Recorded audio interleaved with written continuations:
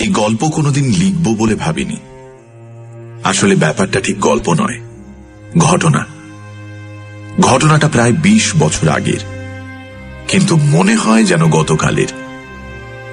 আজ থেকে 20 বছর আগে সন্ধ্যের আঁধারে ডুবপুকুরের পাড়ে ঠিক কি যে হয়েছিল সেটা ভাবতে গেলেই কেমন সব গুলিয়ে যায়। মনে হয় আমি কি সেদিন ঠিক দেখেছিলাম? পুকুরটার নাম ছিল ডুবপুকুর। গাঁয়ের সবাই বলতো ওটাই ডুব দিলে আর কেউ ওঠে না, তাই বেশ বদনাম ছিল পুকুরটার। সেই জন্যেই কি আমার মনটা যেদিন অন্যরকম ছিল, কেমন যেন গুলিয়ে গিয়েছিল। ফলে সহজ স্বাভাবিক যা দেখেছি তাকেই কল্পনার রং চড়িয়ে উল্টোপাল্টা অবাস্তব করে নিয়েছি। কিন্তু ব্যাপারটা আমি তো একা দেখিনি। আজকের খবরের কাগজে দেখলাম চিঠিপত্র বিভাগে কল্পনা আর বাস্তব নিয়ে পাঠকদের মধ্যে তুমুল বিতর্কের আসর বসে গেছে। প্রায় সকলেই লিখেছেন অলৌকিক বলে কোনো ব্যাপার নেই।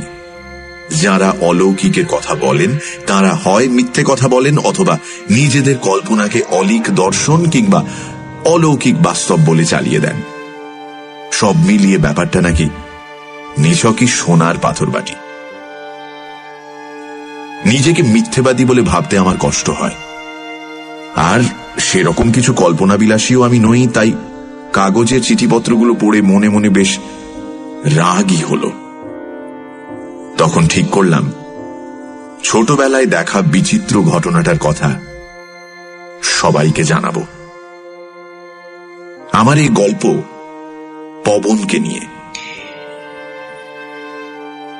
পবন ছিল আমাদের বিজয়ী সংঘের 1 নম্বর ফুটবলার।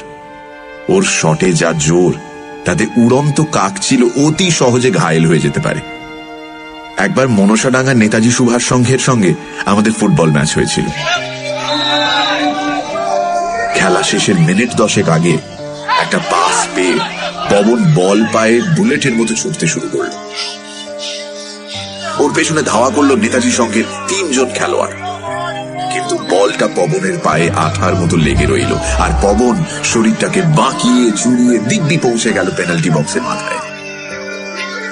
তারপর সামান্য কাত হয়ে ডান পায়ে প্রচন্ড একটা শট নিল। বলটা ওদের গোলকিপার রমাপদ কোল কুঁজো হয়ে সরাসরি রুখে দিল। সংঘর্ষের কেমন একটা ঘোঁটা শব্দ হলো এবং পরক্ষণেই ঘটে গেল সেই আশ্চর্য ঘটনা। রমাপদকে পেছনে প্রায় উড়িয়ে নিয়ে গেল বলটা। গোল গোল চিৎকারে গোটা মাঠ হই হই করে উঠল। নেটের ভেতরে রমাপদ চিৎপাত হয়ে পড়েছিল, ওর কোনো হুঁশ ছিল না। সুতরাং খেলা সেখানে বন্ধ হয়ে গেল। তারপর রমাপদকে নিয়ে ডাক্তার, হাসপাতাল ছোটাছুটি। খবর পেয়েছিলাম পুরোপুরি ভালো হয়ে উঠতে রমাপদর নাকি 4 মাস সময় লেগেছিল। আমাদের গাঁয়ের ভালো নাম নসিপুর, ডাক নাম ডাকাতে গাঁ। কারণ আমাদের গাঁয়ে 12 মাসে 13 বার ডাকাতি হয়। এত ঘন ঘন ডাকাতি হওয়ার ফলে ডাকাতির ব্যাপারটা আমাদের একেবারে গা সওয়া হয়ে গেছে। কতবার যে আমরা ডাকাত দেখেছি তার কোনো হিসেব নেই। তবে সেই সব ডাকাতের চেহারা মোটেই ওই হাতে লাঠি, মাথায় ঝাঁকড়া চুল, কানে তাদের গোঁজা জবার ফুল এসবের মতো বা রঘু ডাকাতের মতো নয়। অতি সাধারণ কালো কোলো চেহারা, দেখে এমনিতে ডাকাত বলে মনেই হয় না। তবে তাদের হাতে লাঠির বদলে থাকে ছুরি, বোমা আর পাইপ গান। আমাদের গাঁয়ে 4টে ধানকল আর 3টে কোল্ড স্টোরেজ আছে। ডাকাতি যা হওয়ার বেশিরভাগ ওখানেই হয়, আর কখনো কখনো 2-5 ঘর বড় লোকের বাড়িতে। আমাদের গাঁয়ের শেষে বট, অশ্বত্থ, শাল, শিশুর জঙ্গল। সেখান থেকে জ্বালানি কাঠ কেটে এনে অনেকেই দিন গুজরান করে। সেই জঙ্গলে বাঘ না থাকলেও শেয়াল, বনবেড়াল আর 2-4টে ভাম তো আছেই। ডাকাতরা ডাকাতি করে সবসময় ওই জঙ্গল দিয়েই পালায়। একদিন সন্ধ্যের মুখে, তখন আমরা সবে খেলা শেষ করেছি, আমাদেরই এক বন্ধু পিলু এসে খবর দিল যে শেখ শাহাবুদ্দিনের কোল্ড স্টোরেজে নাকি ডাকাতি হয়েছে। এ কথা শুনেই পবন আমাকে বলল, চল তো আনু, ডাকাতগুলোকে ফলো করে দেখি ওরা পালিয়ে কোথায় যায়। চল চল চল। পবন আমাদের পাশের গ্রাম মাড়াই কুঁড়ায় থাকে, কিন্তু পরে আমাদের গাঁয়ের হাই স্কুলে, তাই আমাদের বন্ধু হয়ে গেছে। ওর চেহারা কালো, খানিকটা ঢ্যাঙার দিকে, তবে গায়ে জোর আছে, আর পেশিগুলো সবসময় চকচক করে। ওর শটে যেমন জোর, মনের জোরও বোধ হয় তেমনই। নইলে কেউ ডাকাতদের পিছু পিছু যাওয়ার কথা বলে? অবশ্য ও সব সময় বলে। ছি ছি ছি, তোদের লজ্জাও করে না? তোদের গায়ের নাম ডাকাতে গাঁ হয়ে গেছে, ছি। আমি রাজি হচ্ছি না দেখে পবন আমার হাত ধরে রীতিমতো টানাটানি শুরু করে দিল। শেষ পর্যন্ত আমি, পিলু, মিলন আর পবন এই 4 জন মিলে রওনা হলাম। সময়টা ছিল বর্ষাকাল। আমরা মাঠে ফুটবল খেলছিলাম, তাই সকলেরই পরনে হাফ প্যান্ট আর সারা গায়ে পায়ে কাদা। ফুটবলটা বগল দাবা করে ওই অবস্থাতেই আমরা জঙ্গলের দিকে এগোলাম। লোকের মুখে শুনে শুনে আমরা মোটামুটি জানতাম ডাকাতরা কোন পথ ধরে পালায়, তাই গাছগাছালির ফাঁক ফোকর দিয়ে আমরা এগিয়ে চললাম। পবন আমাদের সকলের আগে। তখনও পুরোপুরি অন্ধকার নেমে আসেনি। তার আগেই যাতে আমাদের অভিযান শেষ হয়, তার জন্য আমরা পবনকে তাড়া দিচ্ছিলাম। জল কাদা আগাছার মধ্যে মিনিট 5 পথ পেরোতেই আমরা ডুব পুকুরে পৌঁছে গেলাম। জঙ্গলের মধ্যে হঠাৎই বেশ খানিকটা ফাঁকা জায়গা, তারই মাঝে বেশ বড় সড়ো একটা পুকুর। অন্য সময় জল তেমন না থাকলেও এখন বর্ষার জলে ঢলঢল। পুকুর পাড়ে 2-4টে বড় বড় গাছ। অন্ধকার নামার আগেই ব্যাঙের দল ডাকাডাকির কাজ শুরু করে দিয়েছে। বাবা কাকাদের মুখে শুনেছি এই পুকুরটা নাকি প্রায় 100 বছরের পুরনো। পুকুর থেকে খানিকটা দূরেই দাঁড়িয়ে আছে একটা ভাঙা পোড়ো বাড়ি। তার কোনো দেওয়ালি অক্ষত নেই, কোথাও অর্ধেক, কোথাও বা সিকিভাগ কোনো রকমে দাঁড়িয়ে আছে। মাথার ছাদও সেই কোন কালে ধসে পড়ে গেছে। সুতরাং বর্ষায় ও বাড়িতে মাথা গোঁজার ঠাঁইও খুঁজে পাওয়া দায়। গাঁয়ের গরিব লোকেরা যার যখন দরকার এ বাড়ির গাঁথুনির ইট খসিয়ে নিয়ে যায়। ইটগুলোর চেহারা কেমন পাতলা, ছোট মাপের, দেখেই বোঝা যায় বহু কালের পুরনো। শুনেছি এ বাড়িটা নাকি এককালে রাজবাড়ি ছিল। ভিনদেশীরা হানা দেওয়ার সময় বাড়ির মা বোনেরা নিজেদের মান বাঁচাতে গলায় কলসি বেঁধে এই পুকুরে ঝাঁপ দিয়েছিল। তারপর থেকেই এই পুকুরটার নাম ডুব পুকুর। সবাই বলে এই পুকুরে ডুব দিলে কেউ আর ওঠে না। এখন ডুব পুকুরের পাড়ে দাঁড়িয়ে এসব কথা মনে পড়ছিল, আর আমার কেমন জানি গা ছমছম করছিল। মনের ভেতরে ডাকাতের ভয় চাপা পড়ে গিয়ে ভূতের ভয় মাথা চাড়া দিচ্ছিল। পবনের ঠেলায় পড়ে ডাকাতদের খোঁজে এদিক ওদিক খানিকক্ষণ ঘোরাঘুরি করলাম আমরা। পবন সাহস করে এক ছুটে পোড়ো বাড়িটাও একটা চক্কর মেরে এলো। সন্ধ্যের ঘোলাটে আধার পা টিপে টিপে নেমে আসছিল। আমাদের দেখতেও বেশ অসুবিধে হচ্ছিল। তারই মধ্যে মিলন হঠাৎ সাপ সাপ সাপ বলে চেঁচিয়ে উঠল। ওর ইশারা মতো তাকিয়ে দেখি কালচে রঙের একটা মোটা সাপ সরসর করে ডুব পুকুরের জলে নেমে যাচ্ছে। আমি বললাম, পবন চল, ঢের হয়েছে, পরের দিন আলো এসে খোঁজ করা যাবে। আমার কথা শুনে পবন হেসে বলল, কার খোঁজ করবি? হ্যাঁ, ডাকাতরা কি তোর হাতে ধরা দেওয়ার জন্য দিনের বেলা সে পুকুর পাড়ে বসে থাকবে? তারপর আমার পিঠ চাপড়ে বলল, আরে ভয়ের কিচ্ছু নেই রে। বর্ষার সময় এই পুকুরটায় সাপ কিলবিল করে। দেখ, বর্ষায় ওদের গর্তে জল ঢুকে পড়ে বলে ওরা বাইরে বেরিয়ে আসে। তাছাড়া এই সময়টায় ব্যাঙের লোকটা তো আছেই। পিলু বলল, বলছি কাল দিনের বেলা এলেও তো ডাকাতদের খোঁজ খবরটা পাওয়া যেত, তাই না? আমি বললাম, তার মানে? পবনও অবাক হয়ে পিলুর দিকে তাকিয়েছে। পিলু হেসে বলল, আরে এটা তো জলের মতো সহজ। দেখ, কাল মর্নিং এ এসে ডাকাতদের পায়ের ছাপ দেখতে পাবি, তারপর থানায় খবর দিলেই দারোগা বাবু সবকটাকে অ্যারেস্ট করে ফেলবে, ব্যাস। পবন বিরক্তির একটা শব্দ করে বলল, দারোগা বাবু কিছুই করবে না, সে ডাকাতির বকরা পায়। ডাকাতগুলো যদি আমাদের মাঠের উপর দিয়ে পালাতো তাহলে খুব ভালো হতো। মিলন বোকার মতো জিজ্ঞেস করলো, কেন? বোকার মতো বললাম এই কারণে যে ডাকাতদের উপর পবনের প্রচন্ড রাগের কথা আমাদের ক্লাবের সবাই জানে। মিলনের প্রশ্নের উত্তরে পবন বলল, ওরকম একটা মৌকা পেলে না ডাকাতগুলোকে একবার দেখে নিতাম আমি। আমরা তিনজনে এক অদ্ভুত সমীহের চোখে পবনের দিকে তাকিয়ে রইলাম। তারপর আর দেরি না করে ফিরে চললাম বাড়ির দিকে। আমি মনে মনে ভগবানকে ডাকছিলাম আর বলছিলাম, ডাকাতরা যেন কখনো আমাদের খেলার মাঠের উপর দিয়ে না পালে বাবা। ভগবান যে আমার প্রার্থনা শোনেননি সেটা দিন 20 পরেই টের পেলাম। ডাকাতির কাজ সেরে ডাকাতরা সাধারণত জঙ্গলে ঢুকে ডুবপুকুরের পাশ দিয়ে পালায়। জঙ্গল এলাকার শেষে সরসী নামে একটা নদী আছে। নদীটা সরু মাপের হওয়ায় তার উপরে নানা জায়গায় কাঠের সাঁকো বাঁধা সহজ হয়েছে। ডাকাতরা এই নদী পেরিয়ে বিটুলা গাঁয়ে ঢুকে পড়ে, তারপর সেখান থেকে এদিক ওদিক ছড়িয়ে যায়। একদিন বিকেলে আমরা মাঠে ফুটবল ম্যাচ খেলছি। পবন এর মধ্যেই দুটো অবিশ্বাস্য গোল করে ফেলেছে। হঠাৎই শুনতে পেলাম বোমার শব্দ। আমরা বেশ অবাক হয়ে খেলা থামিয়ে দাঁড়িয়ে পড়েছি। দূরে তাকিয়ে দেখি সাদা ধোঁয়ার তাল মেঘের মতো ভেসে উঠছে শূন্যে। কয়েকজন লোক সেদিক থেকে তীর বেগে ছুটে আসছে আমাদের মাঠের দিকে, আর তাদের খানিকটা পেছনে তাড়া করে আসছে একদল লোক। তারা বলে গলা ফাটিয়ে চিৎকার করছে। ব্যাপারটা বুঝতে কোনো রকম অসুবিধে হলো না। ডাকাতি করে পালানোর সময় আমাদের গাঁয়ের লোকেরা টের পেয়ে দল বেঁধে ডাকাতদের তাড়া করেছে। বোমার ভয়েও তারা পুরোপুরি পিছিয়ে যায়নি, কিন্তু এরপরই তারা ভয় পিছিয়ে গেল, কারণ ডাকাত দলের একজন হঠাৎই ঘুরে দাঁড়িয়ে পাইপ গানের মতো কি একটা থেকে গুলি ছুঁড়ল। আরেকজন হাত ঘুরিয়ে বলের মতো একটা বোমা ছুঁড়ে দিল। কান ফাটানো শব্দ আর ধোঁয়ায় কিছুক্ষণ ভালো করে দেখতে পেলাম না।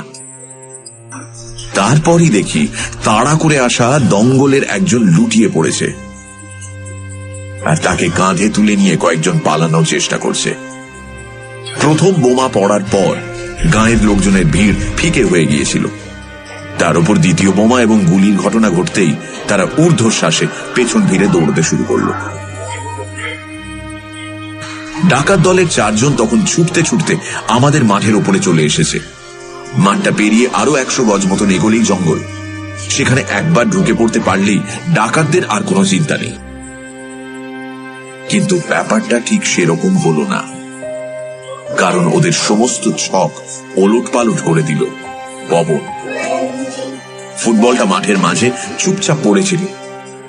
পবন হঠাৎই বুলেটের মতো ছুটে এসে বলটায় প্রচন্ড এক শট মারল। পালিয়ে যাওয়া ডাকাত দলকে লক্ষ্য করেই শটটা মেরেছিল পবন। ওরা 4 জন তখন মাঠের ওপর দিয়ে আড়াআড়ি ছুটে যাচ্ছে। পবনের শট 3 নম্বর ডাকাত তার মাথায় মুগুরের মতো আছড়ে পড়ল। লোকটা ছিটকে পড়ে গেল মাঠের জল কাদার মধ্যে। একসঙ্গেই পড়ে যেতেই বাকি 3 জন ডাকাত ঘুরে দাঁড়ালো। সঙ্গে সঙ্গে আমাদের যে কি হলো, আমরা ভয় দিশেহারা হয়ে পালাতে শুরু করলাম। অথচ পবনটা কেন জানি না বোকার মতো মাঠে দাঁড়িয়ে রইল, যেন ছুমন্তর দিয়ে কেউ ওকে পাথরের মূর্তি করে দিয়েছে। অনেকটা দূরে ছুটে পালানোর পর ঘুরে তাকিয়ে এক ভয়ঙ্কর দৃশ্য দেখলাম। পাইপ গান আর বোমা উঁচিয়ে 3 জন ডাকাত পবনের কাছে এগিয়ে এসেছে। তারপর ওরা পবনকে ধরে টানতে টানতে জঙ্গলের দিকে নিয়ে গেল।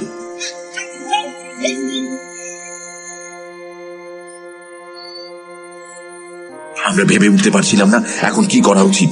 কেউ কেউ বলতে লাগলো, চল দৌড়ে গিয়ে থানায় খবর দিই। আবার অন্য কেউ বলল, আরে না না, চিন্তার কিছু নেই, দেখবি ওরা পবনকে 2-4 ঘা দিয়ে ছেড়ে দেবে। কিন্তু ডাকাতটা যদি পবনের শটে ঘায়াল হয়ে মরে গিয়ে থাকে? মিলন কাঁদো কাঁদো স্বরে প্রশ্ন করলো।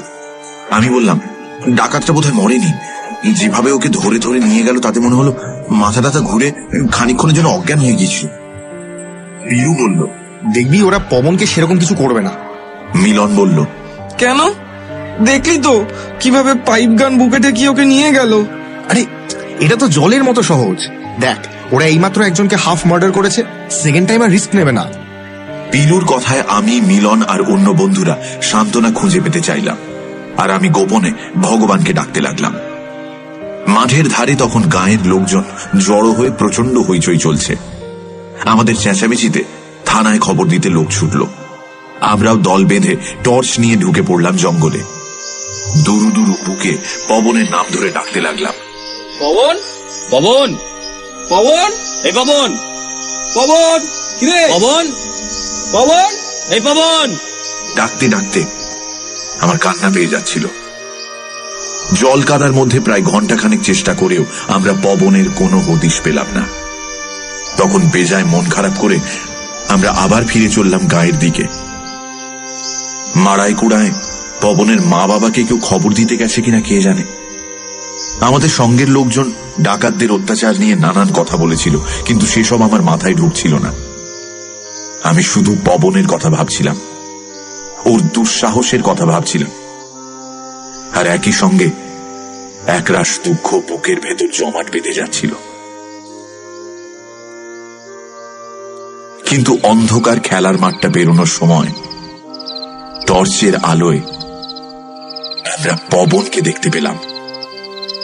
আচমকা ওকে দেখে ভূত দেখার মতো চমকে উঠলাম। পবন, পবন, তুই?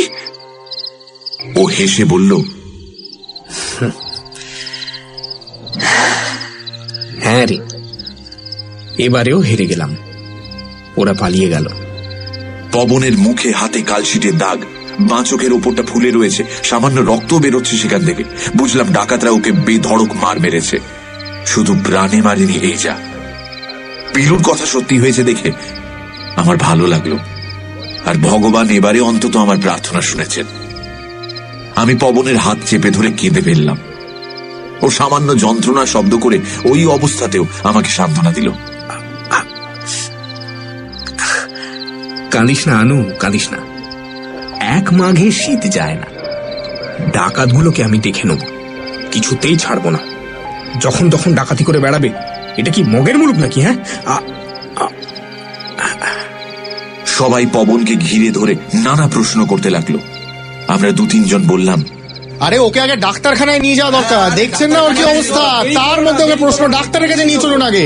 পবন সে কথা শুনে বলল, না না, আমি এখন বাড়ি যাব, না হলে মা বাবা চিন্তা করবে। আমার জেঠু অনেক টোটকা জানে, সেই ওষুধ দিয়ে দেবে। এই চল, আমরা তোকে বাড়ি পৌঁছে চল চল চল চল চল চল। আমাদের এই প্রস্তাবটা খারিজ করে দিল পবন। বলল, কোনো দরকার নেই, আমি আমি একাই চলে যাব। এই জঙ্গলের মধ্যে দিয়ে শর্টকাট মেরে দেবো। আর শোন, আমি আমি কটা দিন না বাড়ি ছেড়ে বেরোবো না। হ্যাঁ, স্কুলেও যাব না, খেলতেও আসবো না। ভাবছি একটু একটু রেস্ট নেব। ব্যাটারা আমাকে খুব মার মেরেছে।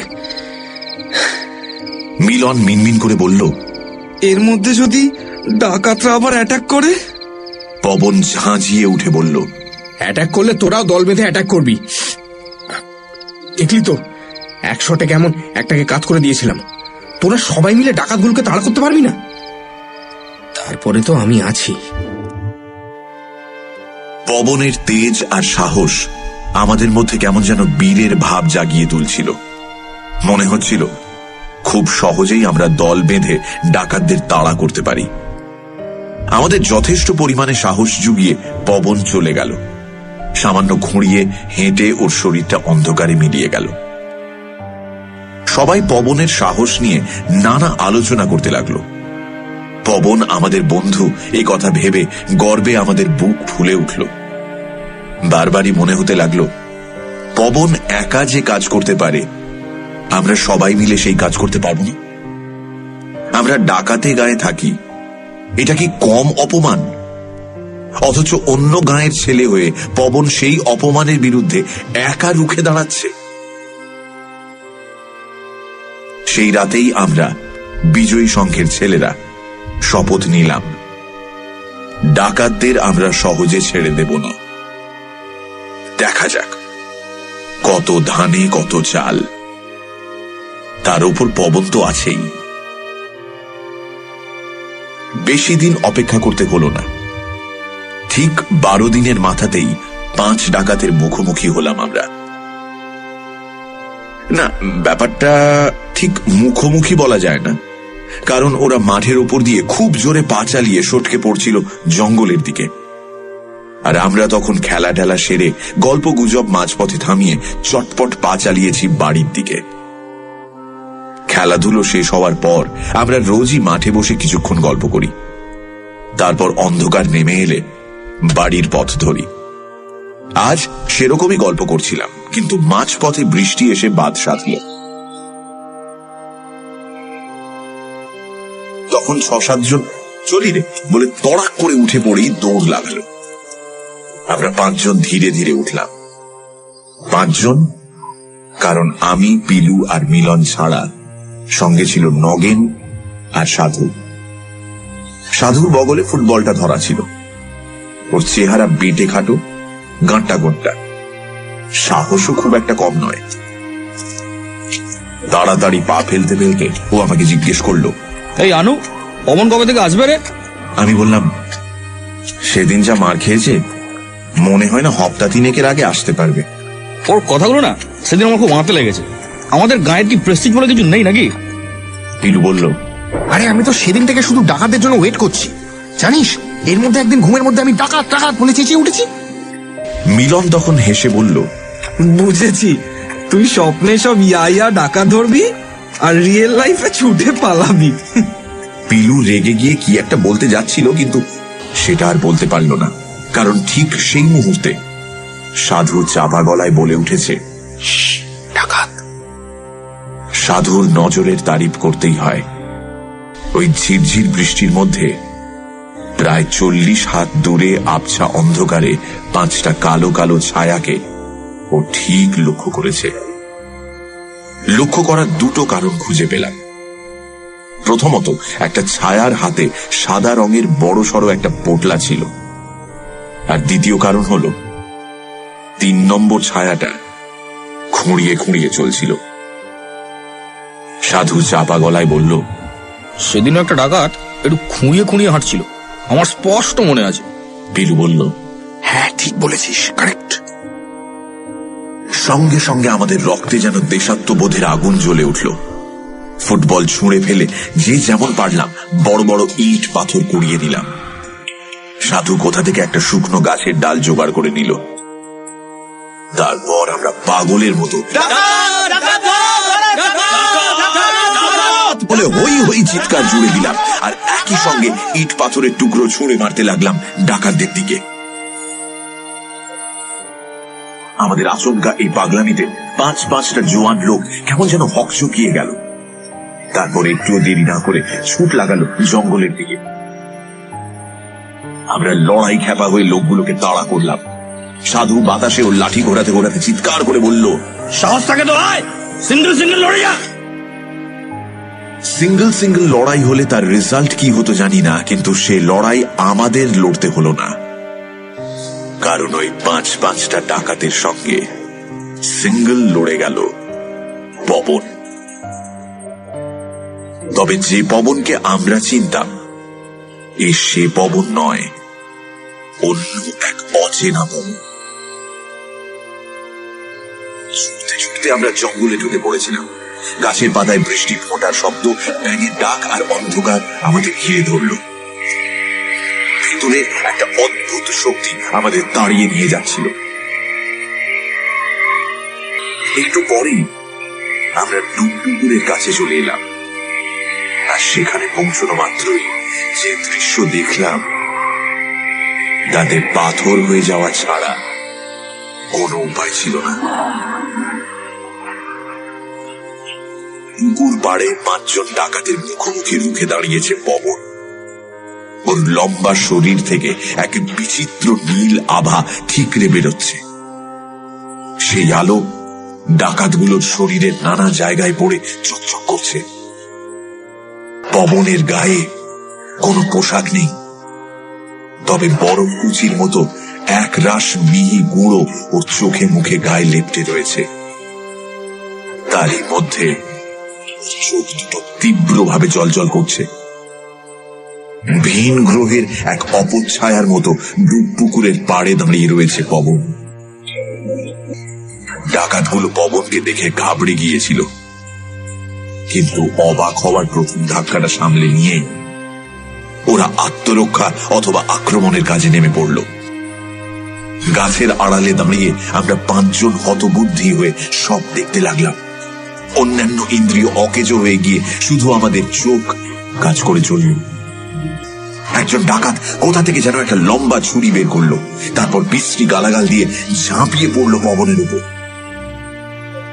পবনের হাত দুটো পেছনে লুকিয়ে রাখা ছিল বলে এতক্ষণ কিচ্ছু দেখতে পাইনি, কিন্তু ছুরি হাতে ডাকাতটা ওর দিকে 1 পা এগোতেই পবন অদ্ভুত ভাবে শরীরটাকে নাচিয়ে ঢঙে দুলিয়ে চোখের পলকে ওর হাত দুটো উঁচিয়ে ধরলো ডাকাতটার মুখের সামনে, যেন এক্ষুনি আক্রোশের থাবায় সব ছিন্ন ভিন্ন করে দেবে।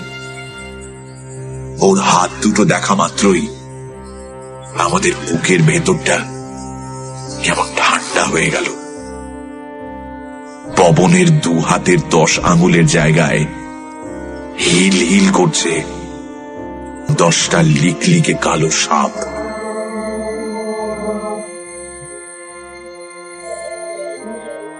ওদের শরীর নীল আলোর আভায় চকচক করছে। ডাকাতটা নিতান্তই প্রাণের দায়ে ছুরি চালালো, সঙ্গে সঙ্গে পবনের পেট আড়াআড়ি ছিঁড়ে গেল, কিন্তু এক ফোঁটাও রক্ত বেরোল না। শুধু বরফ কুচির উপর একটা কালো দাগ আঁকা হয়ে রইল। পবন ঠোঁট ছুঁচলো করে এক তীব্র শীষ দিয়ে উঠল, তারপর নাচের ভঙ্গিতে হাত দুটো ছুঁড়ে দিল ডাকাতটার মুখ লক্ষ্য করে।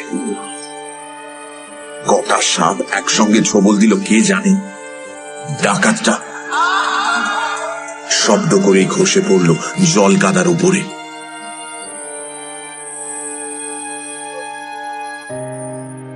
ব্যাঙের ডাক ছাপিয়ে 10টা সাপের ফোঁস ফোঁস শব্দ আমরা শুনতে পাচ্ছিলাম। শিকার করার নেশায় সাপগুলো যেন উল্লাসে পাগল হয়ে গেছে। পবন তখন বিচিত্র মুদ্রায় হাত ঘোরাচ্ছিল আর এপাশ ওপাশ তাকাচ্ছিল তীব্র চোখে। তৃতীয় একটা ডাকাত ওকে লক্ষ্য করে বোমা ছুড়ল। ও নিমেষে সাপের আঙুল দিয়ে লুফে নিল বোমাটাকে, তারপর হাত ঘুরিয়ে ওটা ছুঁড়ে দিল ডুব পুকুরের জলে। ছপাং করে একটা শব্দ হলো, আর সে শব্দের রেশ মিলিয়ে যাওয়ার আগেই পবন আবার তীব্র শীষ দিয়ে উঠল। একই সঙ্গে ওর বাঁ হাত ছোবল বসিয়ে দিল দ্বিতীয় ডাকাতটার গলায়। একজন ডাকাত পাইপ গান চালালো পবনকে তাক করে। পবনের বরফের পাউডার মাখা শরীরে একটা কালো ফুটো তৈরি হলো, কিন্তু ওই পর্যন্তই। তারপরে আবার শীষের শব্দ, আঙুলের ছোবল এবং তৃতীয় ডাকাতের গল্প শেষ। আর কয়েক সেকেন্ডের মধ্যেই শীষ দিয়ে নাচের মুদ্রায় হাত নেড়ে বাকি 2 জন ডাকাতদেরও খতম করলো পবন। তারপর হাত দুটো খুব ধীরে শূন্যে নাড়াতে লাগলো। ওর আঙুলের ডগার সাপগুলো শরীর বাঁকিয়ে চুরিয়ে হিস হিস শব্দে বাতাসে সাঁতার কাটতে লাগলো।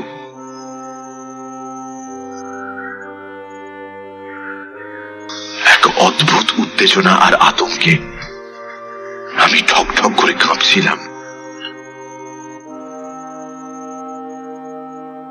নিজেকে ধরে রাখতে না পেরে আমি গাছের আড়াল থেকে বেরিয়ে এলাম। পিলু আমার হাত ধরে পেছন থেকে টানছিল, কিন্তু আমি এক ছটকায় ওর হাত ছাড়িয়ে নিলাম। পবনের বেশ কাছে গিয়ে আমি ডেকে উঠলাম, পবন। হাত দুটো শূন্যে তোলা অবস্থাতেই ঘাড় বেঁকিয়ে আমার দিকে তাকালো পবন। ওর চোখে কেমন এক কাতর ভাব ফুটে উঠল। বিষণ্ণ গলায় পবন বলল, সেদিন ডাকাতরা আমাকে মেরে ডুব পুকুরের জলে ফেলে দিয়েছিল। তারপর থেকে ওখানে আমি থাকি। আজ শুধু ডাকাত ধরতে উঠে এসেছিলাম। ওর কথাগুলো প্রতিধ্বনির মতো বারবার আমার কানে বাজতে লাগলো। তারপর থেকে ওখানেই আমি থাকি, আমি থাকি, আমি থাকি, আমি ওখানে থাকি।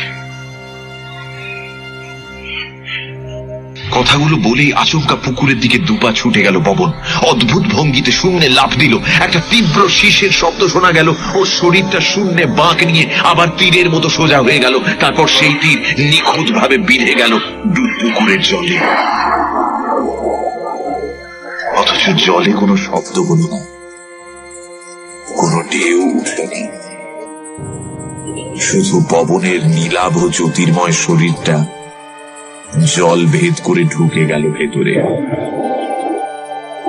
অন্ধকার বৃষ্টি ভেজা রাতে সে এক অলৌকিক ট্রাপিজের খেলা।